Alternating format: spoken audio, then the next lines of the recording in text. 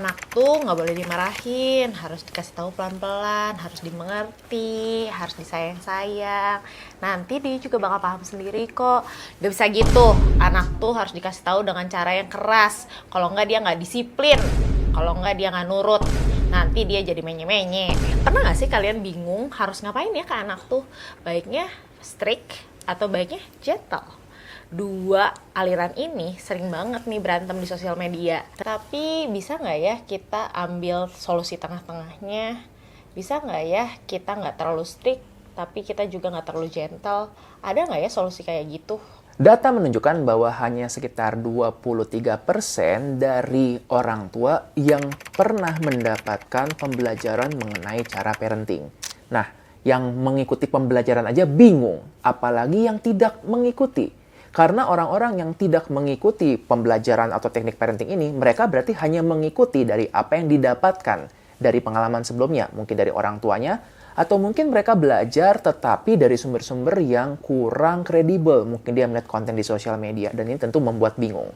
Supaya nggak bingung, hari ini kami mengundang seorang ahlinya, yaitu... Hai, aku Olvi Disha Arinda. Aku adalah psikolog klinis dewasa yang hari ini kayaknya bakal diajak ngobrol sama psikiater andalan kita tentang gentle parenting versus strict parenting. Sebenarnya mana ya gaya parenting yang paling baik buat kita semua dan juga anak-anak kita? Jadi saksikan di Podcast Ruang Tunggu.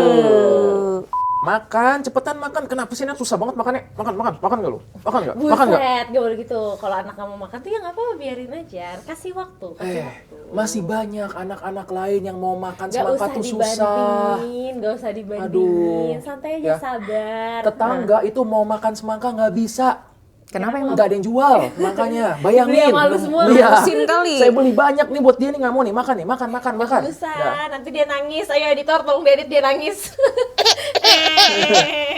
Aduh, gimana sih? Gak boleh, harus, Gini. harus gentle kan. Aku tuh memegang disiplin. Kita tuh mesti menegakkan disiplin. Karena nggak ntar jadi menye-menye, jadi klemer-klemer. Lihat nih, ini udah klemer-klemer tuh. Nangis. Emang kalau menurutmu gimana seharusnya Ya kita? udah sih, anak juga pada ujung-ujungnya akan lapar dan akan makan. Emang iya? Iya. Narasumber udah ngomong aja nih selama ini. Emang iya, Ini tuh bisa bunyi, kalau nggak dikasih makan dia bunyi. Semacam Kenapa jenglot. lapar? Tapi ukuran besar. Oke, penasaran? Nah, ini yang topik mau kita bahas hari ini. Gimana tentang tutorial cara untuk membesarkan ini menjadi Nunu. ukuran lebih besar lagi, gitu. Direndam di minyak tanah. Oke, ya. Selamat datang kembali di podcast Ruang Tunggu.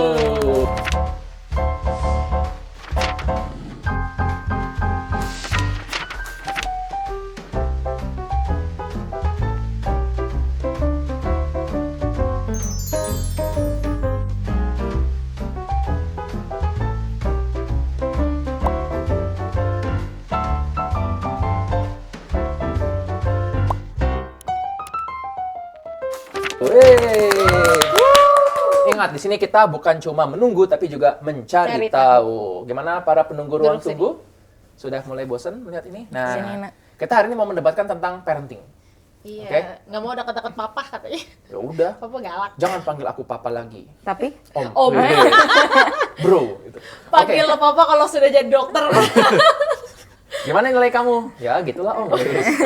Oke teman-teman, hari ini kita bakal membahas mengenai topik tentang parenting. Tapi supaya fair ya, ini jangan kami yang membahas. Kita perlu mengundang seorang narasumber Iya. yang ahli di bidangnya. Oke? Jadi dia segitu ahlinya sampai-sampai ini kita, wah dia akan menjawab semua pertanyaan kita. Teman-teman silakan tanya apapun di kolom komentar, pasti dijawab sama dia. Ya, Buset. ya coba kita. Emang dari masa depan nontonnya? Bisa. Di mana naskah asli Super Semar? Gua sumpah nih, gue bingung. Lu diperkenalkan sebagai Olvi apa Olvi Disha? Disha Arinda. Olvi Disha Arinda. Kak Olvi apa Kak Disha? Disha aja kali ya. Oke. Disha. Nama panggung. Apa panggung Disha Nama ya? panggung. Kita sambut Kak Olvi. Kak Ya Disha. kalau itu nama yang biasa dipanggil di kelurahan. Oh, gitu. Kalau Disha nama panggung ya. Baiklah. Nah, mungkin Tapi aku juga mau bikin berbeda nih kali ini topiknya. Kan biasanya kalau ngomongin tentang parenting dong berarti ini ya. Selalu fokus ke anaknya. baiknya Oke. gimana. Betul. Tapi bosen nggak sih kalau misalnya anak? Lagi pula mulu? saya tidak ahli di perkembangan anak sebenarnya. Oh, Om tadi baru saya overselling Anda nih barusan nih ya. 3 menit Makanya yang langsung lalu. disclaimer dulu. Disclaimer dulu. Disclaimer. Udah ya, tadi udah mulai ngetik, tolong di-delete semua tuh Iya. yang nggak jadi ya. Iya. Jadi disclaimer dulu nih, kita sekarang hari ini mau fokus ke orang tuanya. Boleh. Ke Betul. perasaan orang tuanya. Di sini mungkin para penunggu yang sudah menjadi orang tua pasti kayak ini waktunya hari ini kamu akan dimengerti. Kayak Kita nggak bahas tentang anak, tapi kita bahas anak-anak di dalam tubuh orang dewasa kali ya. Yang udah punya anak mungkin juga bisa relate ya sama. Iya. Atau mungkin yang dulunya anak-anak sekarang dewasa juga mungkin dari relate. Kenapa aku kayak gini sekarang? Terus, menarik juga nih ya. Baiklah. Jadi bukan cuman kamu yang harus nonton, tapi orang tuamu suruh nonton saat ini juga. Sen, Udah, podcast lu aja nih. Podcast lu aja bukan podcast gue lagi sekarang. Udah narasumber kita, narasumber. Udah gimana? Skripnya tolong di ini hostnya. Oke, gimana kalau kita sekarang langsung masuk aja segmennya? Yaitu segmen Lemon.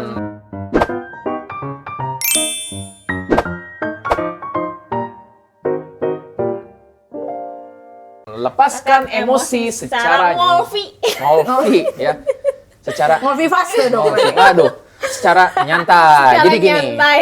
di segmen Lemon ini Bukan kita tuh nyolot ya?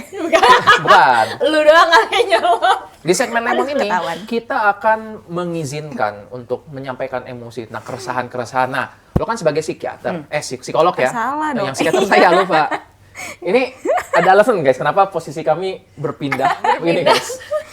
Dia datang-datang ya, gak mau ngomong sebelah kiri. Soalnya Angle aku aku sebelah angle kanan. kanan gitu. Pertama kalinya gitu bahwa host bisa diubah posisinya, tapi nggak Iya apa-apa. Tadi Olvi menyampaikan secara cukup gentle, gitu ya. Karena dia gentle parenting. Iya, dengan senyum dia mengatakan, aku di sebelah situ ya, kalau enggak aku nggak mau jadi narasumber. Gitu. Dengan senyum, gitu. Soft spoken banget. Soft spoken. Jadi itu soft spoken nggak? Gentle parenting nggak tuh? Ngomong dengan senyum, tapi isinya itu tuh mengancam. Nah, itu kan nanti kita bahas banyak, karena banyak banget yang salah paham ya. Apalagi dengan konten-konten yang ada kan tuh, malah sering tuh yang gue pernah lihat ini, konten yang seorang ibu, oh itu kamu yang kirim ya? Ingat nggak yang ibu Ingat ngomong... gak sih kita ngomong tuh serial Oh sebuah iya, sehari bisa yang kayak itu loh, sejuta kali. yang ibu-ibu ngomong baik-baik ke anaknya. Nah, udahan main HP-nya, Iya. nah udahan gitu. Berulang kali. Berulang kali. Tapi anaknya ini dah diam-diam aja, nanti. Terus akhirnya dia ini ya kayak agak dikencengin suaranya. Ya. Oh, Terus diteriakin. Diteriakin. Terus anaknya nurut. Di situ dia langsung berargumen tuh. Ini Tuh kan, Works. gentle parenting tuh nggak akan It works works. kata dia ya. Iya. Padahal kan itu bukan gentle parenting gitu. Apakah itu gentle parenting? Iya. nggak tahu, Anda nanya saya, justru saya panggil karena mau nanya itu. Oke, jadi kita mulai dari mana? Mungkin dari kualifikasi dulu kan, mungkin banyak yang belum tahu ya. Iya. Disha ini siapa gitu, kenapa? Disha atau garis miring Olvi Oh, ini. Iya. Heeh. Tergantung sih ya, emang mau dipanggilnya seperti apa ya kan. Baiklah. Jadi, halo teman-teman semua. Manggilnya apa sih? Penunggu. Para penunggu. Para penunggu. Agak horor gitu Para kan. penunggu. Di sini ada Baru penunggunya. juga gue mau dangdutan. Hai teman-teman penunggu semuanya, aku Olvi Disha Arinda. Biasa sih dipanggil Olvi, Disha, mana aja lah ya. Tapi kalau dipanggil noleh kok. Yes. Aku tuh psikolog klinis dewasa sebenarnya. Terus setiap hari sih menghadapi klien-klien dewasa, tapi yang kayaknya belum beres masa anak-anaknya. Sehingga ketika dia menjadi dewasa, menjadi orang tua, nah ketemu tuh masalahnya gitu. Entah itu dia ngerasa peran sebagai orang tuanya mungkin belum belum maksimal gitu ya, atau membawa luka-luka terkait dengan pengasuhan dari orang tuanya dulu dan berpengaruh terhadap bagaimana dia menjalani peran sebagai, nggak usah jadi orang tua deh, sebagai orang dewasa dulu. Oke. Gitu. Gitu sih biasanya Oke. aktivitasku. Dan Olvi ini juga sudah memiliki anak ya. Sudah, masih kecil kok. Jadi makanya tadi aku bilang aku bukan yang paling ahli soal perkembangan anak ya, tapi lebih ke karena aku sering banget ketemu sama orang dewasa yang masa kecilnya mungkin masih banyak luka, masalah gitu. Jadi lebih sering membahas masalah anak-anak di usia orang dewasa. Oke. Begitu. Boleh.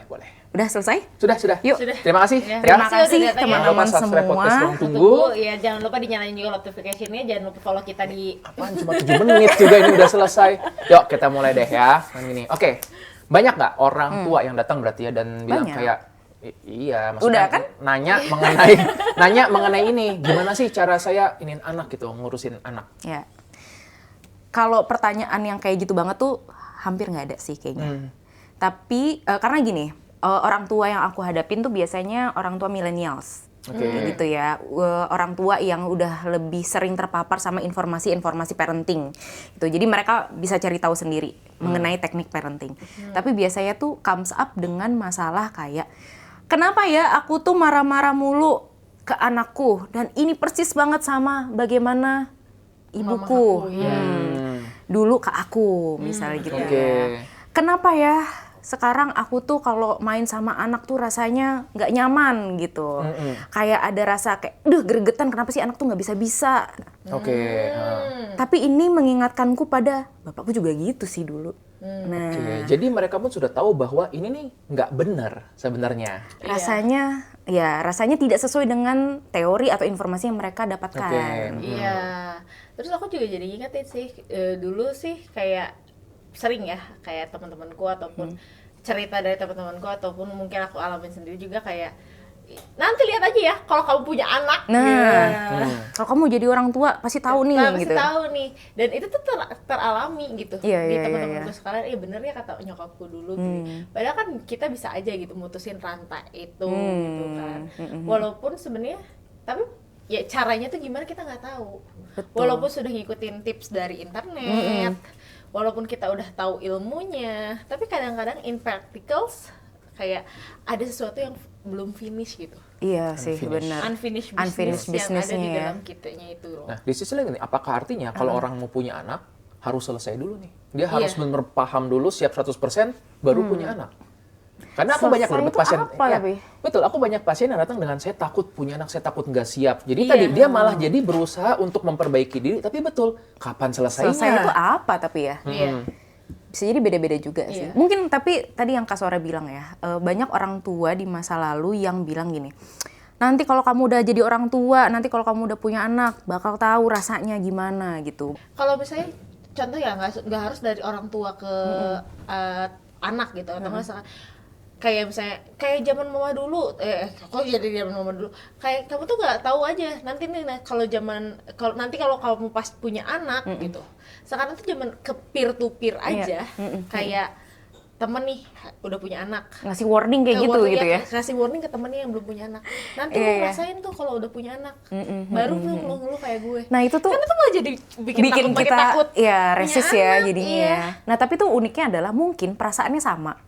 Tapi atau gini, kalau tadi ya kita dengar apa yang orang tua kita bilang gitu, mungkin kita bisa mengerti rasanya. Tapi kita cuman nggak suka cara penyampaiannya aja nggak sih? Iya. Iya sih. Kayak ya. kita tuh pengen orang tua kita tuh mengerti bahwa oke, nanti suatu hari aku akan punya anak dan mungkin aku akan kewalahan dengan anakku gitu. Cuman jangan disampaikan dengan cara begitu kali Ya. gitu ya. Dengan cara menakut-nakuti. Bukankah sebenarnya kita tuh bakal lebih terdorong untuk melakukan sesuatu yang lebih baik tuh kalau kita tuh jadi dapat support misalnya gitu ya, atau kita tuh diyakinkan kamu tuh sebenarnya bisa kok gitu, or better than me gitu ya kan. Tapi kalau ditakut-takutin kita malah kayak iya ya nggak akan pernah yakin, makanya nggak akan pernah siap kali. Oke, kalau definisi tadi siap itu karena sampai kapan bakal siapnya? Berarti Betul. kita bisa untuk tetap berusaha kalau memang niat dengan pasangan sudah meniatkan, sudah siap fisik, mental dan finansial terutama. Kalau misalnya sudah siap memiliki anak, nggak perlu sampai benar-benar tuntas selesai, Iya. tapi yang penting diniatkan untuk mau mengubah itu. Untuk terus perjalanan. belajar sih. Oke. Betul. Dan kayaknya siap tuh pun lebih ke kayak kemandirian ya. Kalau kita regulasi emosinya aja masih tergantung orang lain, nggak mandiri, gimana kita bisa bantu regulasi emosi anak? Oke. Sama kayak finansial kan, kalau kitanya aja belum mandiri, gimana kalau kita menghidupi orang lain? Ya kan, kesiapan finansial kan kayak gitu ya. Oke. Maksudnya ya, kita nggak bergantung sama orang lain gitu, nggak bergantung pada bantuan sosial begitu ya kan. Tapi kita bisa earn sendiri sehingga kita lebih yakin gitu. Nah, begitupun mungkin I regulasi see. emosi. Oke, nah sebelum kita melanjutkan lagi ya, mungkin ini supaya penunggu pun, supaya ini kita sepakat nih mengenai parenting itu. Karena kan banyak banget parenting styles ya. Iya. Aku aja yang nggak mempelajari tentang psikologi kayak parenting itu, pas pendidikanku sebagai psikiater aja tuh ada tuh yang good enough parenting, segala macam, bla bla bla. Iya. Nah, kalau untuk perkenalan awal, menurut Disha, apa sih teknik atau konsep parenting yang gampang dipahami, supaya kita punya pemahaman dulu? Kayak tadi, kayaknya sih kalau kita cari ya, VOC parenting tuh nggak ada tuh di textbook manapun gitu Gak kan. ada, tapi Nggak ada. Bahkan pertama kali dengar VOC kirain disuruh jual rempah-rempah tuh anak-anaknya.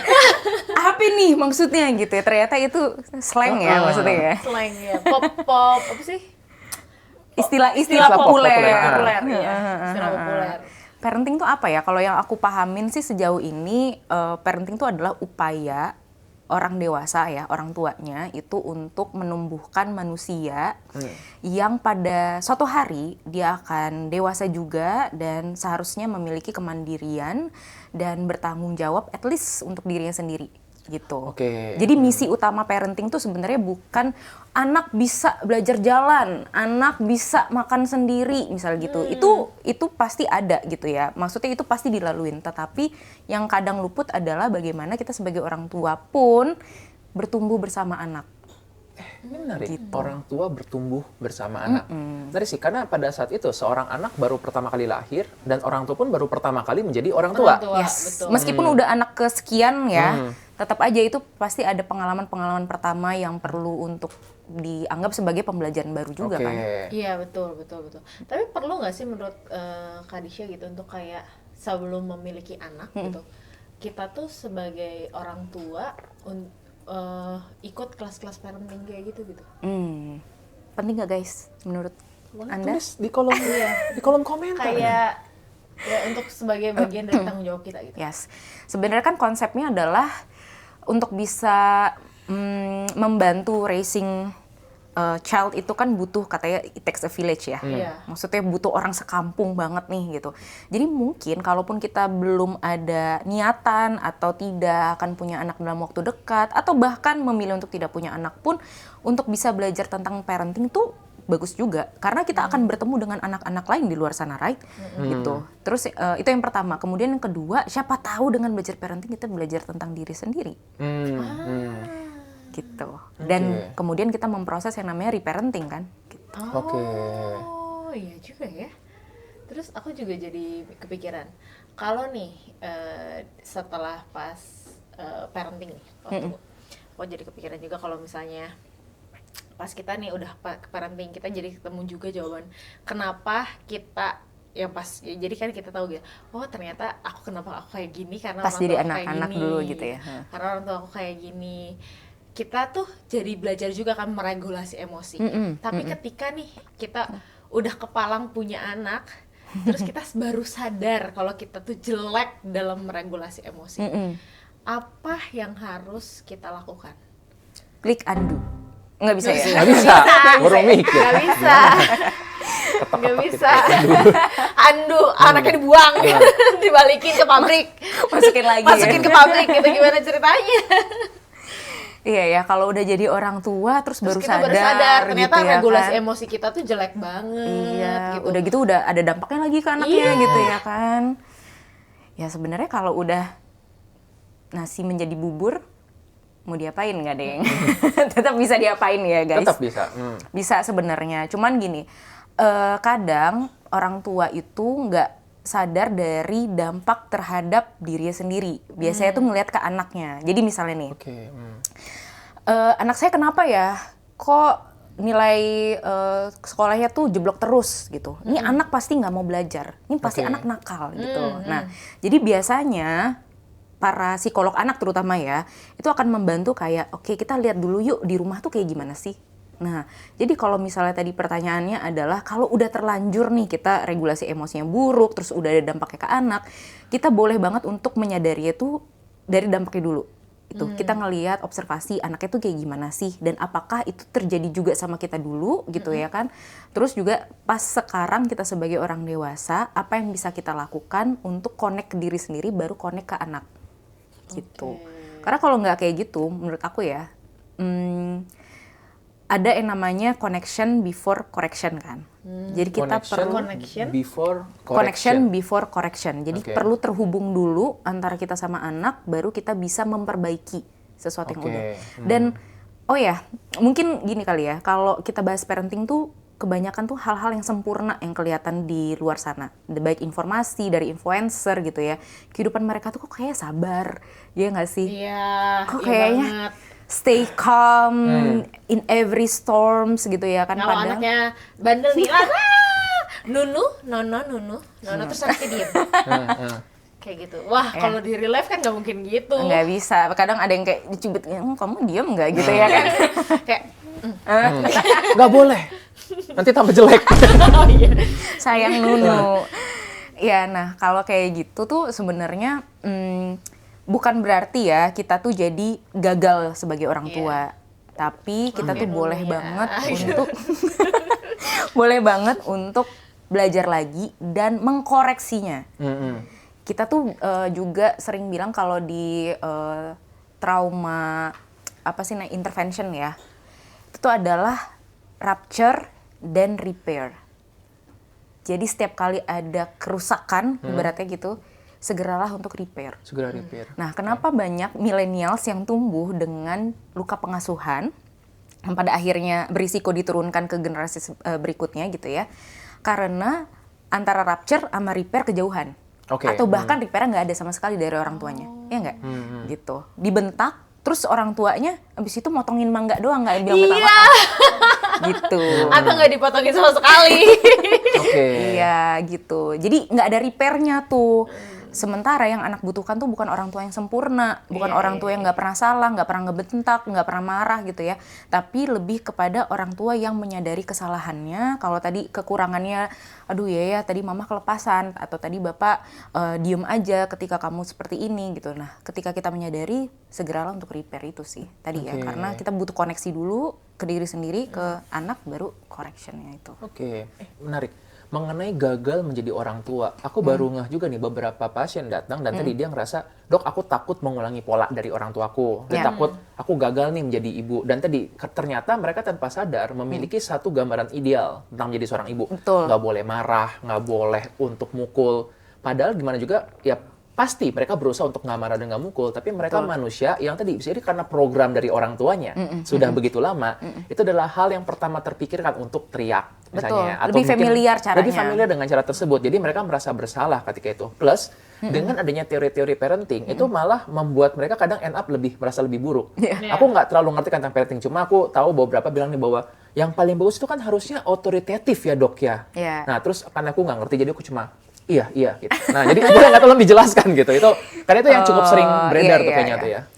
Kalau tadi kita tuh bicara parenting styles berarti ya. Parenting styles tuh kalau dari teorinya Baumrind ini sebenarnya teori klasik ya, teori yang cukup lama gitu. Dan sampai sekarang masih diyakini sebagai bukan klasifikasi yang kaku ya teman-teman ya, tapi lebih kepada bagaimana kita tuh melihat orang tua, sikap orang tua terhadap anak. Dari segi apa sih? Dari segi responsivitas sebenarnya. Responsivitas, Jadi kalau misalnya autoritatif, jadi gini, kan ada kuadran. Nanti editor boleh ada otoritatif, authoritarian, ada neglectful, sama indulgent atau biasanya permisif kita bilangnya gitu ya. Nah sebenarnya itu adalah bagaimana terkait dengan kontrol orang tua dan juga kalau nggak salah tentang keterbukaan deh gitu. Jadi gini, kalau otoritatif kan dianggap yang paling, bukan yang paling ideal ya, tapi kayaknya yang paling good enough. Gitu kayak. Good enough. Ya, yang paling good enough gitu. Kenapa? Karena kontrolnya ada, tapi juga love-nya atau keterbukaan, rasa sayang, empati itu juga ada. Nah, kalau otoritarian itu kontrol banget, tapi rasa sayang, empatinya itu tuh cenderung rendah gitu. Ini selama anaknya nurut, maka bakal baik-baik aja. Betul, gitu otoriter. Ya? Otoriter. Utamanya adalah tadi ya kontrol, kedisiplinan, kemudian juga lebih kepada kepatuhan gitu. Nah, kemudian ada permisif. Nah, permisif ini cinta, kasih sayang tuh meluber-luber tuh. Tumpeh-tumpeh gitu. Tapi kontrolnya tuh sangat minim biasanya gitu. Jadi ada tuh di kuadrannya. Nah, kalau neglectful nggak ada dua-duanya. Oke. Jadi nggak ada kontrol juga, tapi nggak ada kasih sayang yang cukup Oke. gitu. Kalau ini cukup kelihatan bakal buruk outcome-nya pasti ke depannya kan kalau kayak gitu. Nah, terkait dengan responsiveness itu tadi, jadi orang tua itu kan jadi apa ya, kayak pemandu lah ya bagi anak ya kan. Karena kan anak baru ada di dunia gitu kan selama beberapa tahun, sementara orang tuanya udah lebih lama daripada itu. Sehingga kalau anaknya ingin punya, bukan anaknya sih, lebih ke orang tuanya ingin menerapkan values atau belief gitu. Orang tua adalah seseorang yang pemandu yang juga responsif gitu. Terhadap apa? Terhadap hal-hal yang eksternal, hal-hal di luar keluarganya, luar dirinya gitu, maupun internal sebenarnya. Internal tuh? Regulasi Regulasi emosi emosi. gitu, cara-cara pemecahan masalah dan lain sebagainya. Iya. Nah, bayangin kalau nggak responsif tuh orang tuanya. Iya. Gitu. Menarik. Terus kalau misalnya aku mau ngerasa nih, orang tua apa sih yang tidak, ya menurut Kadisha nih, tidak siap sebenarnya untuk memiliki anak? Gawat nih pertanyaannya. Tapi ini penting loh, ini Iya. penting banget. Karena gini, bisa Indikatornya gitu ya? Indikator seperti apa yang orang seperti apa yang menurut Kadisha tuh lu belum siap punya anak? ini menarik. Aku menambahkan sedikit nih, karena banyak juga pasien yang datang dan dia mengatakan, dok, aku tuh takut nggak siap. Padahal setelah ngobrol-ngobrol, aku ngerasa lu siap sih harusnya sih. Sebaliknya ada orang yang nggak siap tapi malah overestimasi diri sendiri kan. Pede banget Iya. gitu ya rasanya ya. Tapi kan kayak tadi ngobrol gitu kan, kayaknya beberapa orang tuh aku jadi penasaran gitu, kayak indikatornya seperti apa orang yang tidak siap untuk memiliki anak. Eits, tunggu dulu gengs, sebelum kita lanjut, mending ada rahasia dulu nih yang kita harus sampaikan. Kamu bisa banget untuk mendapatkan diskon 10% dengan cara yang sangat gampang. Diskon ini bisa kamu gunakan untuk membeli buku cuci piring dan buku semangka. Caranya, Kalian tinggal subscribe aja YouTube-nya Pot Ruang Tunggu, diklik nih tombolnya sekarang nih. Klik tombol subscribe-nya, terus kalian screenshot. Terus screenshotannya kalian kirim ke Instagramnya, DM nih, @potruangtunggu di Instagram. Lalu kalian juga sertakan nama username YouTube kalian. Kalau udah, nanti kalian akan dapat kode voucher yang akan langsung diterusin juga sama Dokter Andres. Kode vouchernya harus diapain nih? setelah kode voucher yang kamu dapatkan, kamu tinggal membawa kode voucher tersebut ke toko buku Gramedia di seluruh Indonesia. Dan kamu akan mendapatkan diskon ketika membeli buku cuci piring dan buku semangka. Diskonnya berapa persen? 10%. Kalau gitu seru banget ya, tapi sayang banget nih, promonya cuma berlaku sampai 31 Desember tahun ini aja, 2025. Nona ada yang mau disampaikan nggak? Ingat ya, voucher ini hanya bisa digunakan untuk membeli buku cuci piring dan buku semangka. Oke, kita lanjut ke videonya. Selamat menonton Ruang Tunggu. Tapi bener sih, kayaknya ya, kalau indikator orang yang siap punya anak tuh lebih mudah untuk dilihat. Iya. Yaitu dia punya kekhawatiran dia mungkin tidak bisa menjadi orang tua yang baik. Ya kan? Karena dengan begitu, at least dia punya self-awareness. Oke, Ya. Nah, tapi kalau kita bilang ya, kalau nggak siap tuh indikatornya apa? Nah, bisa jadi kalau nggak siap itu adalah salah satunya tadi, lack of self-awareness. self-awareness. Jadi dia jangankan untuk bisa berpikir aku siap atau enggak ya menjadi orang tua. Lah, regulasi emosinya gimana? Dia aware nggak terhadap kalau misalnya dia lagi marah, lagi sedih gitu ya. Aku nggak tahu kalau misalnya laki-laki gimana, tapi kalau perempuan kan mungkin lebih bisa membahasakan nih sebenarnya emosinya. Tapi pun banyak perempuan atau calon ibu gitu ya yang ngerasa aku aja tuh kalau misalnya marah sering silent treatment. Misalnya kayak gitu ya. Iya. Atau sering marah-marah, ngamuk-ngamuk gak jelas misalnya kayak gitu. Lack of self-awareness ini mungkin leads to another problem juga kan. Gitu. Yang mana kalau misalnya tadi kita bilang dia siap apa enggak. Sebenarnya sih nggak ada satu indikator yang wah pasti dia siap atau pasti dia Oke. tidak siap. Karena Beda kayaknya dengan sini bikin spektrum SIM kali ya. Kalau bikin SIM kan ada tuh kan jelas kayak misalnya umur berapa tertentu, terus harus lulus ujian apa. Iya sih. Di sisi lain aku berapa kali mendengar gini bahwa ini kalau mau menikah udah punya anak tuh harusnya tuh ada ujiannya. Iya. Gitu. Paling nggak supaya minimal tadi membentuk orang tua yang good enough. Cuma tadi kan sayangnya lulus di ujian dengan baik belum tentu. Nah, karena gini kali ya, kalau kita bedain sama ujian SIM itu tadi, ujian SIM itu kan dia langsung dengan kendaraannya, ya nggak? Iya. Benar juga. Kalau misalnya dia dengan ujian Parenting. menjadi orang tua gitu, anaknya belum ada. Oh. Benar. Real situationnya belum dihadapi. Misalnya pun kalau dia bilang, tapi aku dulu punya adik dan mengurus adikku misalnya, atau aku punya ponakan kok aku mengurus ya, tetap beda sense-nya. Oke. Tetap beda ya. Apalagi Kan kalau yang ngurus adik tiba-tiba ya. gede soalnya kan. Betul gitu. Tiba-tiba ada gitu. Tiba-tiba ada. Hormonnya tidak berubah. Dan yang paling penting adalah caregiver utamanya bukan kita. Iya kan? Bisa dibalikin. Iya, bisa dibalikin. Bisa retur. Udah nggak cocok nih. Iya. Nangis, balikin pabrik dah. Benar Mana juga nih ya. pawangnya gitu kan biasanya. I see. Makanya akhirnya menjadi sulit juga. Di selain tadi berarti justru keraguan menjadi orang tua yang baik, takut nggak bisa jadi orang tua yang baik, itu justru penanda bagus karena Bisa jadi self-awareness betul. itu. Jadi ada yang penting adalah setelah dia aware, apa yang bakal dilakukan. Kayaknya itu pembeda utamanya Iya, ya. Kenapa aku tadi nanya yang tadi? Sebenarnya bukan kayak ya mungkin bisa jadi refleksi untuk para penunggu di sini yang kira-kira, tapi aku cukup yakin para penunggu di sini tuh self awareness-nya pada bagus. Tapi aku tuh untuk kayak siapa tahu nih para penunggu di sini tuh punya pasangan tapi ragu untuk melanjutkan ke tahap selanjutnya. Bener nggak sih pasangan aku ini sudah menjadi calon orang tua yang baik? Kayak gitu. Jadi kayak Iya. red flag atau enggak nih, green flag atau enggak nih, tapi lebih kayak bener nggak nih gitu. Pasangan aku ini sudah bisa menjadi calon ayah atau ibu untuk anakku di masa depan nanti. Iya. Sebenarnya nggak ada yang bisa menjawab itu selain pasangan itu sendiri sih ya, Iya. sebenarnya ya. Karena gini, punya anak itu kan kayak kita mungkin berekspektasi lah ya, kita punya anak sehat, dia bisa sampai dewasa segala macam gitu. But who knows gitu kan. Iya. Jangan kan punya anak ya, kayak kehidupan kita aja rencana 5 tahun ke depan kita belum tentu bisa menghadapinya tuh dengan penuh rasa optimis, right gitu ya. Nah, jadi kayaknya sih kalau untuk ngelihat apakah kita atau pasangan atau dua-duanya tuh udah siap punya anak ya, perseringlah ngobrol dan untuk ngelihat apakah kita dan pasangan kita tuh punya kecenderungan tertentu gitu ya untuk tadi kayak nggak ada checklistnya sih sayangnya ya, cuman at least tuh punya some virtues yang kita dan pasangan bisa sama-sama kesana gitu. Jadi contohnya kayak gini, banyak nih yang klien aku juga, tapi dia tuh bertanggung jawab Mbak di kantor. Ya kan? Dia Green flag nih gitu. Iya kan, dia tuh sangat-sangat pekerja keras gitu. Orangnya juga jujur banget gitu ya, misalnya dan lain sebagainya. Pas punya anak terlalu sibuk di luar.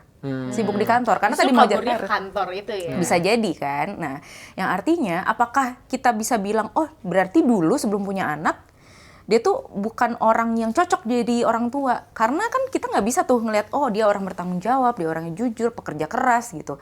Tapi kita ngeliat lagi karena punya anak itu kan tadi ya proyek berdua ya sebenarnya ya. Proyek, betul, misi berdua kan. Nah, yang artinya kalau misalnya kita cuma ngeliat dari satu sisi aja nih, dia pekerja keras apa segala macem, tapi pas punya anak gimana gitu. Jadi nggak ada yang benar-benar bisa menjawab siap atau enggak antara aku dan pasanganku gitu. Oke. Nah, kalau dari Kak Disha sendiri nih, kan pasti tadi kan klien-kliennya juga banyak nih yang orang-orang para milenial yang baru jadi parents gitu. Kebanyakan dari mereka tuh apa sih yang mereka rasain ketika awal-awal menjadi parents?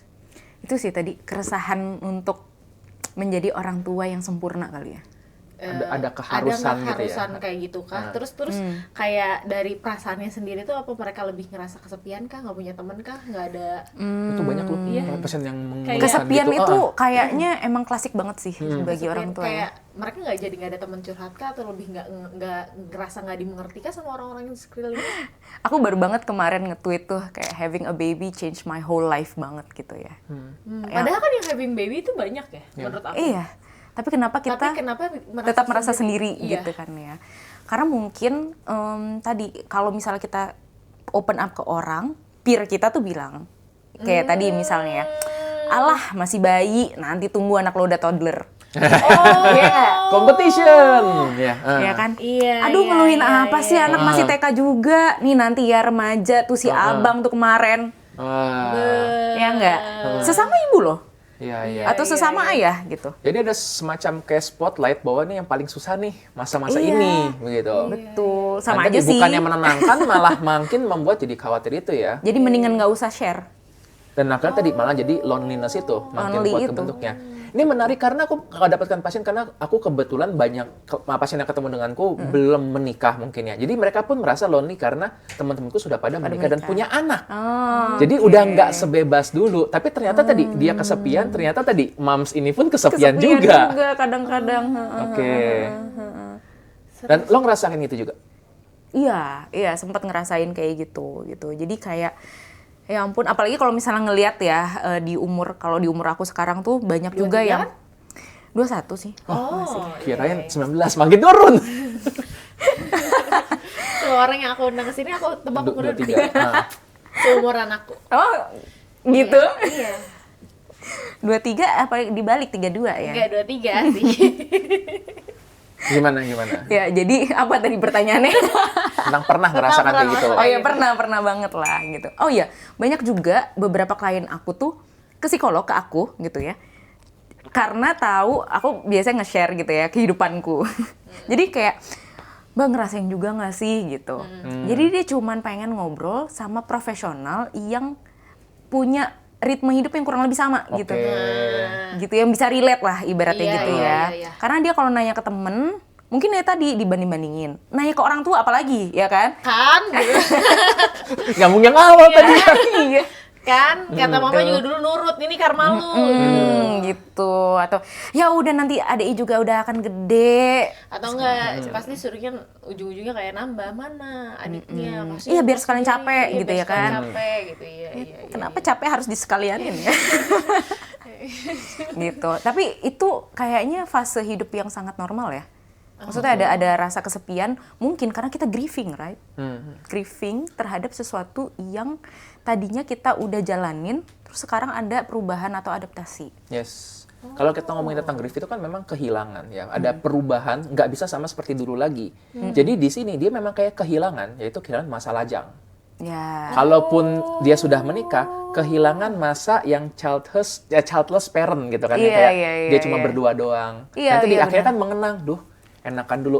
Beberapa pasien, dia cukup berat bagi mereka untuk mengakui, "Dok, saya sebenarnya kadang mikir, tahu gini, mendingan gak usah punya anak." Ya. Dia Atau seolah jangan pengen, sekarang gitu jangan ya. sekarang, ternyata belum siap gitu. Karena dia ngerasa bahwa ini berat sekali. Tapi kalau tanya, ya kalau seorang anakmu hilang gimana? Ya, Ya saya sedih sedih lah, gitu kan. gitu Jadi kan. Nggak konflikting mau juga juga. di dalam gitu. Iya, sering banget tuh kejadian kayak Oke, gitu. jadi Tapi tadi itu juga benar ya, grieving itu ternyata bukan tentang meninggal atau kehilangan atau putus cinta, tapi tentang kehilangan masa seseorang juga grieving. Kehilangan Ya? bagian dari diri dia nggak sih? yes. Sama intinya tadi kan ada sesuatu perubahan yang sangat besar dan dia menjadi mungkin kadang-kadang mengenang lagi. Sama kan kalau orang ini mungkin tutup usia, Reminiscing. kita reminiscing, kita mengingat dulu. Ini kan kayak kita kayak mengingat diri kita yang dulu ya. Betul. Oh, Jadi makanya selain- reuni itu menyenangkan ya. Bisa reuni menyenangkan. Apalagi kalau orang-orang ingat kita. Sampai ingat nim ya. Wah, itu sih. Banget sih. Sampai diundang secara khusus mungkin gitu. Iya, Iya. apalagi bajunya beda. Wah, itu sih. Oh, iya Beda Nah, banget sih. maksudnya karena kan ini dia panitia, Iya. ya kan ya, jadi beda bajunya. Ngomong-ngomong mengenai parenting, guys, ya. Jadi cari topik dulu supaya ini. Lu lihat kayak ntar kita Tapi pusing pada kepalanya. intinya, pada intinya tuh, kalaupun kita kayak kangen ya sama masa-masa kita lajang, masa-masa belum punya anak, bukan berarti kita jadi nggak sayang sama anak loh. Oke, Banyak yang merasa bersalah ya, guilty sebagai parents tuh karena ya, aduh aku kepengen lagi ngejar karir misalnya kayak gitu ya. Pengen kuliah lagi. Pengen kuliah lagi, pengen deh bisa ngapa-ngapain buka usaha kalau yang cowok-cowok tuh biasanya, tapi keterbatasan akan hal ini. Sebenarnya tuh bukan berarti kita nggak sayang sama anak ya, atau nggak suka sama keadaan kayak gini. Cuman ya perasaannya normal nggak sih? betul. Emosi yang manusiawi. Aku senang ketika tadi kita bahas ini, aku teringat sesuatu. Ada seorang pasienku juga, dia tuh pengen untuk melanjutkan pendidikan. Tetapi ketika ada anak, dan anaknya juga usia sekolah, dia jadi ngerasa, aku jahat nggak ya? Kalau aku sekolah lagi. Karena dia membandingkan, teman-temannya nih pada nih fokus nih ngurus anak. Begitu ya. Jadi tadi ini mungkin bebannya, selain tadi ada rasa lonely, mungkin tadi ada rasa bersalahnya juga nih ya, seperti ini kan. Dan akhirnya aku tanya, emang kenapa? Dia bilang gini, ya nanti gimana dong kalau aku pergi sekolah? Gimana nanti anak ini jadinya nggak ada sosok ibu yang seperti ibu-ibu lain? Terus tadi aku senang waktu Disha bilang, kita juga ngebentuk diri sendiri. Dan waktu itu aku soalnya entah gimana pas diskusi nyampe kesimpulan begini, anak itu mencontoh, anak itu akan melihat, kalau dia melihat ibunya di usia yang sudah 30-an pun masih tetap sekolah, dia akan melihat bahwa oh belajar itu bisa terus-terusan. Yes. Kemungkinan kalau kamu tetap bisa hadir di hidup anakmu, ini yang akan diingat oleh anakmu. Jadi role model. Yes, bukan diingatnya, ibuku dulu ninggalin aku, Iya, dia sekolah S2 gitu, nggak bakal ternyata kayak gitu. Jadi yang penting bukan apa yang dilakukan, tapi anaknya ngerti nggak sih? Itulah kadang-kadang juga kan, kalau kita ngomongin tentang gentle parenting, katanya harus ngomong baik-baik, jangan diomelin. Tapi dalam beberapa situasi, mungkin kita mengomeli itu perlu, asal tadi dia tahu kenapa dan meaningnya. Aturan juga harus ada. Betul. Seringkali orang tua kan bikin aturan, nggak boleh pulang malam. Kenapa? Ya nggak boleh. Si ini boleh lewat jam 9, ya itu kan rumah orang lain, bukan rumah kamu. Kalau mau Kamu tinggal tinggal di sana aja. aja. Nah, itu kan. Kok Ya sama lagi lagi sama. sama. Kita sama. Iya lagi. Ya komplek gak sih? Atau jangan-jangan ada ini dulu zaman dulu tuh parentingnya gitu dikumpulin gitu kan ya di balai RW, kalau anak bapak, anak ibu bilang gini, jawabnya gini. Karena itu loh sering banget diomongin kayak gitu. Tapi akhirnya anak jadi nurut tanpa dia tahu Padahal dulu kenapanya. kan belum ada sosmed loh. Tapi kan template orang tua tuh sama ya. Karena kan diturunkan dari generasi ke generasi. Hmm. Jadi tuh sebenarnya ya, strict parenting itu awalnya di generasi ya, let's say lah ya, kalau yang sekarang masih ada kan biasanya boomers ya yang paling tua ya kan. Boomers itu kan mereka tuh hidup di era yang semua tuh serba keras gitu kan ya sebenarnya. Bukan berarti sekarang tuh nggak keras ya, cuman beda aja mereka gitu. tuh habis masa-masa perang. Di mana itu lagi resource sangat scarce, Krisis. sangat-sangat berat sekali. Betul. Nah, strict parents itu kayak ngelarang anaknya keluar rumah jam malam gitu ya, atau anaknya harus hanya berkumpul sama beberapa orang aja gitu, nggak boleh pergaulan bebas gitu kan katanya. Itu tuh sebenarnya atas dasar rasa aman, Oke. pengen punya rasa aman gitu, dan kepatuhan itu menjadi cara termudah, opsi paling mudah. Karena yang sisanya beban pikiran mereka kan harus apa? Kayak tadi make sure resources di rumah ada gitu kan ya, anak-anak bisa sekolah dan lain sebagainya gitu. Jadi tuh kita bilangnya fear based parenting. Fear based parenting. Jadi parenting berdasarkan rasa takut. Dampaknya ya sih anaknya nurut. Anaknya kelihatan baik-baik aja karena malam-malam udah ada di rumah, maghrib udah di rumah gitu ya kan. Nah, tetapi makin kesini kayaknya zaman juga udah berubah, threat-nya udah nggak lagi secara fisik kan. Threat tuh bisa di mana aja, bahkan di kamar pun dengan media sosial pun bisa jadi threat. Iya, betul. Gitu. Nah, kalau misalnya diaplikasikan strict parenting yang secara ekstrim, ini bukan bikin anak patuh, tapi bikin anak penasaran untuk mencoba mengeksplorasi hal-hal di luar dari orang tuanya. Oke. Lu sempet baca ini nggak Anxious Generation? Iya. Tapi belum selesai sih. Itu konsepnya dibahas di situ kan tentang Iya. itu. Jadi orang tua sangat takut jangan keluar anak nanti diculik. Gitu. Iya. Nah, dunia tuh sekarang relatif aman loh, bener. Justru HP itu tuh. Kita HP itu akan yang justru- membandingkan dengan orang-orang, kita dapat disinformasi dan lain-lainnya. Benar. Dan sayangnya tadi banyak orang tua yang ya udah deh biar diem nih. Iya. Dikasih deh tuh iPad tuh, dikasih handphone, Betul. nonton YouTube. Udah gitu nonton YouTube-nya bukan podcast ruang tunggu. Iya, udah gitu belum di-subscribe lagi. Belum Udah di gitu. like, belum di komen, belum di share. Waduh. Waduh, itu mah kacau banget. Jadi mendingan kalian like dulu, di komen dulu, sama kalau bisa diklik dulu subscribe-nya, dinyalain notifications-nya, dan jangan lupa nih sekarang pindah dulu ke Instagram untuk follow @potruangtunggu. Ini Kita aman tungguin. nggak untuk 17 tahun ke bawah? Tunggu. Sebenarnya relatif aman. Aman, Karena aman, topik-topik aman. kita kan memang untuk pengembangan diri. Cuma mungkin yang lebih banyak relate adalah usia dewasa Dewasa muda awal, yang Dewasa lebih relate muda. mungkin. Iya, jadi kalau kalian nih, tapi sebenarnya sekarang juga lagi relate juga nih untuk anak usia 40 tahun ke atas. Karena siapa tahu itu kan yang trauma-traumanya belum selesai kan Oh di iya? usia Oh iya, segitu. toddler umur 38, lebih Remaja 5 juga bulan bisa. gitu kan ya. Sebenarnya remaja tapi dia yang tahun 80-an. Oke, jadi Iya. menarik ya. Ini memang salah satu sisi yang overlook, yang nggak terlihat. Kalau kayak ngomongin parenting, sering ngomong nih, orang tua harus begini supaya anaknya begini, Iya. supaya anaknya merasa begini, supaya anaknya menjadi gini. Siapa yang mikirin orang tuanya? Betul, Gitu kan ya? betul. Karena parentingnya sendiri kan kata parent ya. Oh iya. Ya kan? Parenting kan S-nya adalah sempurna, ya nggak? Kagak. Kagak. Nggak ada S-nya soalnya kan? Parenting. Gak ada. Ya, jadi intinya sih parenting itu kan dimulai dari parentnya dulu, gitu. Dan itu tadi sih mungkin pemahaman strict parent sama gentle parentingnya tuh kayak polarisasi. terlalu ekstrim. Menarik. Ya, hitam putih banget ya. Hitam putih banget ya. Makanya banyak yang against strict parenting karena cuman tahu strict parenting tuh ngebentak-bentak, ngatur-ngatur, mukul, atau ya tadi ngelarang-larang nggak jelas. Banyak yang against sama gentle parenting karena ngerasa gentle parenting permisif, iya gitu. Nggak ada aturan, nggak disiplin nih anak gitu. Kayaknya udah perlu kita bahas nih untuk solusi Solusinya nyatanya. jadi harusnya gimana nih? Oke deh, jadi kita masuk ke segmen Semangka.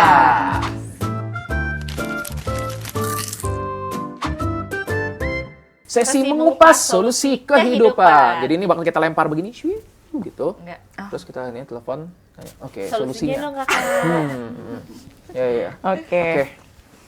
Ya, jadi solusinya gimana? Nih, tetap yang nonton nih ya. 40 menit saya nonton, saya belum ketemu. Jadi saya harus gimana ke anak saya? Nah, Jadi saya harus gimana sebagai orang tua biar nggak ngerasa kesepian, biar nggak regulasi emosi saya tetap terjaga. Apakah saya harus permisif atau harus agresif atau harus bagaimana gitu? Harus tetap menerapkan VOC gitu. Nah, sebenarnya sih kalau yang aku pahamin dan dari pengalaman klien-klienku, kita coba dulu untuk ngeliat sebenarnya apa sih yang mau kita harapkan sama anak kita. Ya. ini penting ya. Benar, banyak yang nggak mikir seperti itu ya. Betul. Jadi fokusnya adalah tadi anak tuh tumbuh sesuai dengan tahapan perkembangan aja, tapi lupa sama hal-hal yang kayak tentang orang tuanya, tentang koneksinya, gitu ya kan. Jadi apa yang kita harapkan dari anak? Kita mau berharap anak itu tumbuh tangguh, resilience, atau anak itu tumbuh patuh atau compliance. Gitu ya. Kalau kita mau anak itu tumbuhnya dengan ketangguhan, sense of ketangguhan, itu tadi kita tuh tetap perlu ada rules, tetap perlu ada penanaman values atau nilai-nilai. Kita juga perlu ada yang namanya disiplin gitu ya. Tapi dibarengin juga dengan empati dan compassion, welas asih compassion itu. Jadi artinya sebelum kita menerapkan aturan, kita coba dulu pahamin sebenarnya anak tuh butuh apa sih dari kita, gitu. Misalnya kita pengen anak itu di rumah maksimal banget jam 7 malam, ya. Misalnya punya anak remaja nih gitu ya, maksimal banget jam 7 malam gitu. Kalau misalnya kita coba dengan aturan yang strict banget gitu ya, kayak tadi, ya pokoknya jam 7 malam kamu harus ada di rumah. Kamu nggak lihat tuh ada banyak polusi dan yang lain juga gitu ya kan. Polusi suara, polusi sound suara. Itu kan tuh berbahaya tuh. Udah memakan korban juga katanya ya. Aduh jangan sampai ya kan. Nah artinya gue ngakak banget lagi. ya artinya kita tuh tetap perlu untuk punya rules. Tapi juga menjelaskan gitu. Jam 7 malam itu kita nanti makan bareng nak. Gitu. Kita makan bareng karena kan nanti ayah juga udah pulang gitu, ibu juga udah siapin makan malamnya gitu. Nanti setelah itu kita ngobrol bareng di meja makan misalnya gitu. Jadi anak tuh bisa tahu, oh ternyata orang tuaku tuh ngasih aturan jam 7 harus di rumah karena dia tuh pengen hadir sama aku. Bukan cuma sekedar ya pokoknya kamu jam 7 malam udah harus ada di kamar. Apalagi berdasarkan fear tadi ya. Kalau nggak pulang dikunci di luar begitu. Dan yang paling menurut aku ya yang paling nyebelin ya mungkin ya adalah pas klien-klienku tuh bilang gini, aku tuh udah di rumah sesuai dengan apa yang mama papaku bilang, tapi aku nggak diajak ngobrol juga. Apa gunanya gitu. Tapi pas mau keluar pergi mulu, iya kan. Padahal aku nggak pernah pergi gitu. Tapi pas sudah pergi, kamu kemana? Ayo pulang segera. Pas sudah pulang nggak ditanya juga. How was your day? Atau at least makan apa tadi? Misalnya gitu, ketemu siapa? Enggak. Gitu. Jadi cuma supaya ada aja begitu sosoknya di rumah. Nah gitu kan. itu gitu. Jadi apa nih yang sebenarnya orang tua harapkan sama anak dan apa yang orang tua butuhkan dari dirinya sendiri? Rasa aman yang kayak gimana emangnya? Gitu. Kalau misalnya terkait dengan tadi ya, yang kedua adalah compassion gitu. Maksudnya welas asih, bagaimana kita tuh pengen diperlakukan. Sikap seperti apa sih yang kita tuh pengen diperlakukan sama, dari anak gitu ya. Sehingga kita coba juga untuk aplikasikan itu ke anak. Kita pengen dimengerti, kita pengen didengarkan kan. Sebagai orang tua tuh kita pengen dihormati. Ya hormati juga lah anak. Iya. gitu. Kalau misalnya kita aja nggak Bentar, suka ini konsep yang banyak yang bakal Nah. ini nggak setuju nih, hormati anak itu gimana apa-apaan gitu. gitu, Iya kan? ya. Saya Yang tidak ada- dihormati sebagai anak dulunya gitu kan ya. Iya. Tapi itu in a way ya sama sih kayak misalnya aku dulu ngajar gitu kan.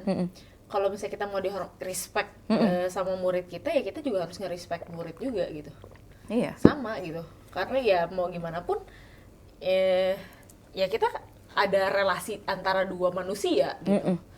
Kayak ya sama, kalau aku setuju gitu kalau misalnya kita sebagai orang tua mau di-respect sama anak kita, ya kita juga harus merespek anak tersebut gitu. Betul. Regardless tentang usianya mau berapapun. Iya. Kayak gitu, mau dia usianya masih 2 tahun, mau dia usianya masih 1 tahun, mau dia usianya masih bayi sekalipun juga, ya tetap jangan main asal gendong, asal cium gitu. Betul itu. Ada respect. Ada dan respect-nya. itu ya, Ada boundaries respect-nya. yang sehat Ada itu. boundariesnya gitu. Oke. Jangan ya walaupun nih masih bayi, bayi juga kan tetap punya rasa aman ya. Jangan Iya. tiba-tiba lagi digendong sama ibunya lagi tidur, Direbut. nangis dong bayi juga. Itu kan iya. kamu tidak menjadi respectful gitu kan. Oke, Kayak gitu. aku kepikiran sesuatu tadi pas Tisha cerita. Ada pasienku, dan ini lebih dari satu ya, yang mengatakan bahwa mereka tuh sekarang mencoba untuk berubah. Jadi mereka yang sebelumnya mungkin nggak spend waktu sama anak, sekarang jadi spend waktu. Yang dulu tuh pelit dibelikan mainan, sekarang dia beliin buat anak-anaknya. Yang terjadi adalah ada perasaan sakit di mereka karena ngerasa dulu tuh aku nggak mendapatkan ini loh. Iya, Kenapa iya, harus iya. aku yang selalu tuh memberikan ini? Jadi dia bisa kok nih ngasih waktu buat anak, kok dulu ayahku, ibuku nggak bisa. Nah, kalau kira-kira pernah nggak berurusan dengan kayak gitu, and how to deal with that kind of feelings? Iya. Sering sih aku temuin juga gitu ya. Jadi kayak ngerasa, lah berarti kan selama ini orang tuaku punya pilihan. Ya, Iya kan? Tapi dia melakukannya. Melakukan hal-hal yang tidak disukai atau yang nggak nyaman itu tadi gitu. Cuman gini kali ya, kalau kita mau pulih, mau move on dari pengasuhan di masa lalu dan berfokus pada masa sekarang, memang kita perlu untuk nggak sering nyalah-nyalahin pihak di luar diri kita dan diri sendiri sih, aku Oke. rasa gitu. Karena kalau misalnya kita nyalah-nyalahin, ya nggak akan ada habisnya. Yang Pasti selesai, ada aja selesai. sih sisi salahnya gitu kan ya. Betul. Cuman kita kan bisa belajar ya dari masa lalu gitu. Memang yang paling berat sih menurut aku dari klien-klienku juga adalah melakukan sesuatu yang tidak pernah mereka dapatkan. Itu ya, melakukan sesuatu yang nggak pernah mereka dapatkan. Iya. Mengapresiasi anak pas anaknya tuh baru bisa nulis misalnya gitu ya. Ya ampun nak, kamu hebat banget gitu. Dulu nggak pernah dia dengar itu, jadi kayak ya nulis doang ngapain diapresiasi. Ya kayak gitu. Ya dalam hatinya. Tapi dia berusaha untuk melakukan kayak cringe juga ya ngapresiasi anak gitu ya. Ilah anak baru Karena bisa berpikir sebagai gitu. dewasa. Betul, Iya kan, karena gitu ya. berpikir point of view-nya orang dewasa yang udah nulis bertahun-tahun gitu. Mungkin juga kita perlu ngelihat bahwa kalau mau berubah, bukan berubah dalam arti kita jadi sangat berbeda dengan orang tua kita gitu ya. Tapi mungkin kita filter kali ya. Apa sih values, hal-hal kebiasaan yang bisa kita teruskan dan itu cocok sesuai dengan keluarga inti kita sekarang. Gitu. Karena siapa tahu ada values-values yang bagus juga. Cuman tadi penyampaiannya aja bikin kita sebel. Ya kan? Cara dia menjelaskan reason di baliknya aja tuh yang nggak make sense misalnya gitu. Kayak tadi kayak values di mana kita tuh tetap perlu disiplin belajar setiap malam sebelum tidur misalnya gitu. Itu kan bagus sebenarnya. Bagus, ya. Tapi dulu kamu kalau nggak belajar nanti dipukul ya. Nah, Gitu. iya, Tapi kita coba filter, oh ternyata values-nya tuh bagus, caranya aja yang I see. kayaknya bisa nih kita karena beda. pengen instan gak sih? Iya. Kayak pengen cepat aja gitu. Iya, itu dulu Controlling karena dan selesai gitu. Selesai, iya. karena dulu banyak banget beban pikiran yang harus di manage gitu loh. Iya. Bukan berarti sekarang tidak banyak. Banyak banget. Cuma beda, Sekarang juga banyak. beda topiknya aja. Yang Beda dulu topik. tentang Iya. apa, sekarang tentang apa. Dulu tuh threat-nya tuh bener-bener langsung berasa di saat itu karena kan terkait dengan physical threat gitu ya. Oke. Baik, aku mau mungkin nambahin sedikit mengenai tadi ya tentang konsep CBT. Walaupun tadi bukan tentang parenting, tapi aku suka untuk menggabungkan ini. Ada konsep pairing dalam CBT itu ya kan, apa dalam perilaku di mana kita menghubungkan satu hal dengan hal lain. Beberapa kali yang sering terjadi gini, dok anak saya ini main HP terus di kamar, saya panggil keluar. Terus nyampe di luar diapain bu? Ya nggak apa-apa, duduk aja bareng kita. Kan jadi dia anak ini bayangin sebagai anak mempairingnya, Iya. wah di kamar enak nih, nyaman, main Bisa HP, main HP. ngobrol sama teman. Begitu keluar ketemu sama ibu, nggak boleh megang HP, terus duduk ngapain? Diam aja.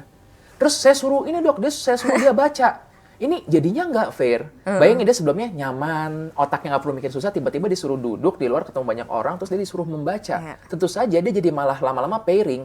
Ngumpul dengan keluarga nggak menyenangkan. Iya. Enakan di kamar ketemu teman-teman aku. Betul. Nah, maka kalau mau kita perlu putuskan juga pairing tersebut. Ketika kita misalnya mengajak anak ini untuk keluar dari kamar, ya pastikan dia mendapatkan sesuatu yang fun juga. Betul. Iya, dan Begitu. funnya setara ya. Setara. Nah, kan Setara. makanya sekarang aku sedang kadang berapa keluarga tuh mulai main board game dengan anak-anaknya, dia main bareng-bareng, travel keluar. Jadi walaupun berbeda mungkin ya rasanya, paling nggak anak ini tahu bahwa ada juga nih hal-hal yang menyenangkan. Iya, Jangan iya, sampai iya. tadi cuma jadi terus aku di sini ngapain? Betul. Apalagi disuruh ketemu sama saudara-saudara. Iya. Dia nih, wah dulu ngompol di celana. Bayangin itu dia Iya, kayak dipermalukan. maju dipermalukan buat apa? Yes, iya betul. Nah itu betul, pairing betul. itu yang tanpa disadari, tanpa jadi mengasosiasikan ngumpul dengan keluarga itu jadi nggak menyenangkan. Betul. Terus mengenai mungkin untuk menyalahkan atau memarahi itu boleh atau enggak sih? Nah sebenarnya mungkin tadi ya koreksi, bukan Betul. memarahi.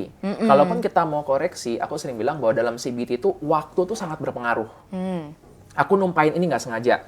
Maka aku perlu mendapatkan konsekuensi dari yang kulakukan. Tapi ya masa sih kalau numpain konsekuensi dipukul?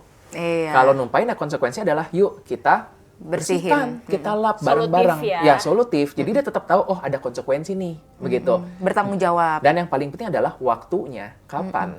Jangan sampai dia numpahinnya gini, terus dia udah pergi kemana, balik-balik. Kamu 3 jam lalu numpahin, belum diberesin.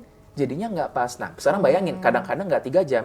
Seringkali anak itu diomelin untuk sesuatu yang udah berhari-hari, berminggu-minggu. Kayak pacaran. Gimana tuh? Diungkit lagi. Diungkitnya iya. Kayak kamu inget nggak kejadian tanggal 20 Maret jam 8 malam kan waktu itu ngechat cewek namanya Sally. Terus aku, gitu. Tolong diedit sebagai Iya, muka gitu. kucing. Oh. Jadi gitu, karena gini, sering kali tadi kan orang tuanya, misalnya anak ini memberantakin jatuhin apa, oke aku tahan, aku nggak boleh marah. Oh, gentle parenting Gentle ceritanya. parenting. Gitu. Ya. Nggak Terus lagi, apa-apa, nak. Gitu ya. Itu kan nggak apa-apa, terus tapi cuma nggak apa-apa doang. Terus nggak anak ada kabur. ini. Akhirnya terus-terusan ini lagi, brak jatuh, nggak apa-apa. Jatuhin ini, brak pecah. Oh nggak apa-apa. Dia marah sama temennya, lempar Lempar barang. Makan gucuk, lempar barang. It's okay, your feeling is valid. Akhirnya anak ini jadi nangkapnya cuma separoh bahwa oh ya udah nggak apa-apa. Dan tadi setiap kali ibunya ngomong kayak gitu ternyata tuh sebenarnya menekan sesuatu. Suatu saat ketika terlalu banyak akhirnya meledak, dor. Ingat nggak dulu waktu itu tuh kamu jatuhin ini sampai di sini nih. Terus ini nih waktu itu kamu jatuhin. Waktu itu juga kamu ngelempar ini ke teman kamu. Dan anak ini jadi bingung kayak, hah itu udah lewat semua. Jadi Bukannya kalau- nggak apa-apa. Gitu Nah, kan. katanya nggak apa-apa. Nah, jadi kalaupun mau koreksi, pastikan koreksinya itu sedekat mungkin dengan kapan dia melakukan itu. Dan yang penting juga tadi, tetap koreksi dengan baik dan problem solving. Bukannya menyalahkan harusnya bagaimana. Begitu, karena ya tadi, gentle parenting ada porsinya sendiri, tapi untuk menjadi yang kita ngajak disiplin, itu pun juga ada apa porsinya sendiri juga, gitu. Aku jadi kepikiran nih, kan kalau gitu ada orang-orang yang suka bilang nih, kalau misalnya kayak nih, tiap kali nih gue scrolling, ada yang ngasih contoh gentle parenting atau ada orang yang ngasih contoh di VOC parenting, bilang kayak nggak apa-apa gue dulu juga VOC parenting jadi kuat, Weh. jadi tegar, jadi mandiri, bisa hidup juga gitu, nggak ada trauma apa-apa gitu. Lah, enggak kok nggak semuanya VOC parenting berhasil Ada, yes. kok gitu. Ah. Ya kan nggak apa-apa tuh, gue juga waktu dulu VOC parenting jadinya mandiri, jadinya kuat, jadinya tegas, bisa tuh ngadepin, nggak gampang dibully. Oh iya, itu Tuh, jadinya malah jadi nggak menye-menye. Tuh, anak sekarang coba diledek dikit nangis, dibilang bullying gitu. Tuh gara-gara gentle parenting tuh. Lihat Nunu. Sejak kapan dia makan bunga matahari? Dia herbivora. Sejenis Lihat itu. Nunu gitu. Dikit ini akibat gentle parenting nih gitu. Jadi Tapi kan rada-rada maksud aku tuh kebanyakan orang tuh ya pembelaannya gitu. Kenapa dia menerapkan strict parenting tadi, kenapa dia menerapkan gentle parenting tadi. Oke. Terus yang mereka tuh akan berantem di kolom komentar tuh, orang-orang Oke. seperti itu. Hmm. Itu gimana tanggapan kalian? Oke, ini menarik nih karena tadi ya bisa jadi seorang parents nih, sepasang parents, saya ibu punya 2 orang anak. Ini pun mereka bisa membandingkan, dok kok ke yang gede bisa nih, ke yang kecil nggak bisa. Nah, saat itu aku akan mengajak untuk berkenalan dengan suatu konsep. Ini aku pelajari dalam acceptance and commitment therapy. Namanya adalah functional contextualism. Itu bahasanya agak ribet, tapi gampangnya adalah yang kamu lakukan berfungsi atau enggak. Dalam functional contextualism berarti anaknya di pressure, dimarahin, dibandingkan. Masa kamu cuma segini tuh, anak tetangga lebih bagus. Bisa jadi Karena anak tetangganya Elon Musk. lebih, ya bapaknya juga beda gitu kan. Bagi yang besar dibandingkan kayak gitu mungkin, wah aku harus buktikan aku lebih baik berhasil. Ke adiknya belum tentu bisa kayak gitu. Bukannya adiknya malah tertantang, malah ternyata aku kurang hebat ya. Iya. Nah, terus melihat itu orang tuanya menjadi, wah berarti kita kurang menekan nih dibandingkan kamu sekarang tetangga sebelah tuh Bill Gates tuh bikin komputer gitu kan. Nah, Tapi Bill Gates seumuran papa. anaknya jadi Oh, gitu. waktu masih seumuran kamu tuh. Nah, jadi dengan demikian kita bilang bahwa kalau itu memang berhasil, ya udah. Kalau mau dicobakan, ya udah. Tapi kalau nggak berhasil, kamu perlu mengakui ini nggak berhasil. Jangan dipaksa-paksa lagi, begitu. Nah, itu kalau dari sudut pandangku. Tapi tadi menarik sih. Kalau Kenapa itu Elon berhasil. Musk? Apa? Siapa Jeff Bezos. tetangganya? Itu komplek rumah kita gitu. Oh gitu. Lu nggak tahu ya kalau misalnya waktu kemarin tuh ada Sabrina Carpenter posting sendal gue. Sendal lu. Nanti gue posting. Gue lihat sih di pelataran masjid waktu itu. Sendalnya sama nama gue. Oke. Gimana? Tapi tadi menarik. Kalau itu berhasil, good for you. Ibaratnya gitu ya. Iya. Tapi beneran good nggak sih? Maksudnya Iya. kalau kita tuh ngerasa baik-baik aja tuh at what cost gitu. Maksudnya banyak orang yang ngerasa baik-baik aja, tapi ternyata menjadi seorang people pleaser. Nah, ada yang ngerasa baik-baik aja tapi nulis di kolom komentar seseorang gitu ya dengan caps lock nada berapi-api gitu. Gue baik-baik aja kok. Waduh. Lihat nih gue sekarang. Tuh, lihat Gua profil nggak gue. pemarah. Gue nggak Tanda pemarah. self-talk semua. Gue nggak suka nih sama yang banding-bandingin gini. Lihat anak gue lah. Ya kan? benar. Jadi ngerasa bahwa itu adalah cara terbaiknya dia gitu. Nah, padahal sih kalau tadi Dokter Andreas kan ada orang tua yang datang ngebandingin anaknya. Yang pertama sama yang si bungsu misalnya gitu ya. Kalau aku yang datang tuh beberapa klienku gini. Aku tuh nggak bisa Kak ngebela diriku sendiri. Ya, aku tuh selalu nurut dan kalau nggak nurut tuh rasanya nggak enak banget. Jadi kayak ada guilty feeling gitu. Tapi kok adekku bisa ya cuek-cuek aja. Ya kan? Iya. Kok kakak aku tuh kalau dibilang sama orang tua aku kamu gini-gini, dia tuh bisa kayak petantang petenteng kayak nggak ada apa-apa gitu. Tapi aku yang dibilang sama orang tua aku adalah ya kamu tuh nurut soalnya kakak kamu tuh nggak bisa dibilangin. Nah, apakah itu dampak yang mau kita berikan ke anak?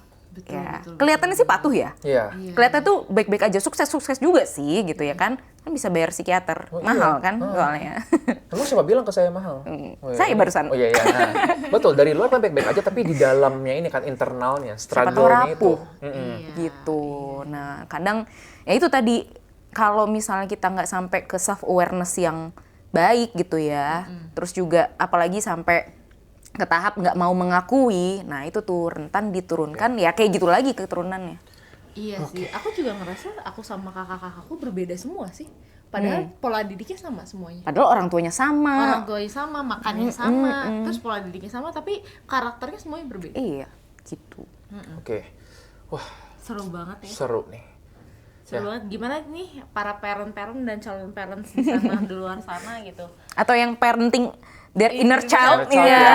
Merasa terjawab Yes. atau enggak kayak aduh nih yang belum kejawab, boleh langsung nih ditanyain di description box ada link, diklik aja, coba ditanya Kak Sora, Dokter Andreas, Kak Disha, aku mau nanya kayaknya kalian perlu kurang bahas ini gitu. Kita bikin Langsung. part 20. Sekarang Buset. part berapa sih? Kalau rame lanjut part 2 gitu. Udah langsung 20. menjawabkan ke 20. Nah, itu setuju banget tadi kalau misalnya kita mau memulai tadi self awareness, mungkin kan satu dengan konten-konten yang bisa dinikmati di sosial media ya. Dan juga buat teman-teman yang mungkin mau membaca banyak nih buku-buku parenting. Satu hal yang mungkin nih, ini adalah menemani bukan memarahi. Kalau teman-teman ini familiar dengan Ichiro Penulisnya. Kishimi, ini adalah yang menuliskan buku Courage to be Disliked, berani tidak disukai. Nah, jadi ini dalam konteksnya dia mengenai parenting ya. Buku-buku lainnya juga ada, tapi memang aku kurang terlalu memahami sekali tentang buku-buku parenting. Ini ada beberapa. Jadi orang tua ada strateginya. Kak Disha Oke. sendiri ada nggak rekomendasi buku parenting yang kayak kayaknya orang-orang harus baca deh? Oke, jadi ada beberapa sih buku yang aku baca. Karena tadi ya aku tuh lebih fokus ya ke parent-nya gitu ya. Jadi bukunya Philippa Perry, tau kan? Oke. The Book, The Books You Wish Your Parents Had Read, Betul. gitu. Tapi kalau misalnya mau into ke perkembangan anak, aku lebih suka buku-bukunya Dan Siegel, ya Oke, kan, terkait dengan perkembangan otak anak dan bagaimana orang tua bisa attune tuh apa ya, selaras gitu ya. Selaras. Itu populer. Populer Ya? banget. Berarti bukan Dengan yang Taina ilmiah Bryson. berat gitu ya. Bukan yang ilmiah sekali gitu. Dia itu sebenarnya basicnya neuropsikologi, neuroscience gitu ya, tapi tuh banyak hal-hal yang applicable banget Oke. bagi orang tua baru terutama. Oke. Thank you. Kalau The buku- Whole Brain Child, nah itu tuh juga bagus ya. tuh. Kalau buku Anda sendiri? Oke. Buku nggak saya buku sendiri, parenting? parenting mungkin ongoing ya Mbak Ira. Ongoing. Berarti sudah ada yang lain. Nah kalau yang sekarang sih aku lagi nulis tentang self compassion di dunia yang serba hustle culture ini, ya kan? Gimana kita tuh? Sabar nggak sih? Nah, gimana kita tuh bisa apa ya, punya waktu buat diri sendiri, berjeda gitu, tapi nggak ngerasa ketinggalan dan tetap bisa mencapai keberhasilan dan kebahagiaan. Oke. Menarik. Ya. Tanpa merasa bersalah ya? Betul. Betul. Oke.